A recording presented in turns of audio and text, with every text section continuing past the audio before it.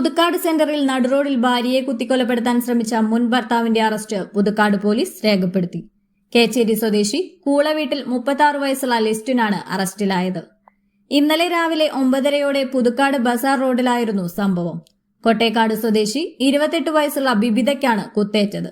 പുതുക്കാട് ബസാർ റോഡിലെ ബാങ്കിലെ താൽക്കാലിക ജീവനക്കാരിയായ ബിബിത ബസ്സിറങ്ങി ബാങ്കിലേക്ക് നടന്നു പോകുന്നതിനിടെ ലിസ്റ്റിൻ ആക്രമിക്കുകയായിരുന്നു. റോഡിലേക്ക് വലിച്ചിഴച്ചിട്ട് 9 തവണ ഇയാൾ കയ്യിൽ കരുതിയ കത്തികൊണ്ട് ബിബിതയെ കുത്തുകയായിരുന്നു. ആക്രമണത്തിന്റെ CCTV ദൃശ്യങ്ങൾ ഇന്നലെ തന്നെ പുറത്തുവന്നിരുന്നു.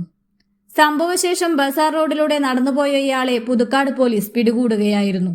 ഗുരുതരമായി പരിക്കേറ്റ ബിബിത തൃശൂരിലെ സ്വകാര്യ ആശുപത്രിയിൽ ചികിത്സയിലാണ്. സംഭവസ്ഥലത്ത് ഫോറൻസിക് വിദഗ്ധർ പരിശോധന നടത്തി. കുടുംബ പ്രശ്നങ്ങളാണ് ആക്രമണത്തിന് കാരണമായി പറയുന്നത്. Puthukkad SHO V Sajeesh Kumar, SI മാരായ N പ്രദീപ്, ലാലു, സീനിയർ CPOമാരായ VD അജി, സുജിത്, നിതീഷ്, ദീപക് എന്നിവർ ചേർന്നാണ് പ്രതിയെ അറസ്റ്റ് ചെയ്തത്.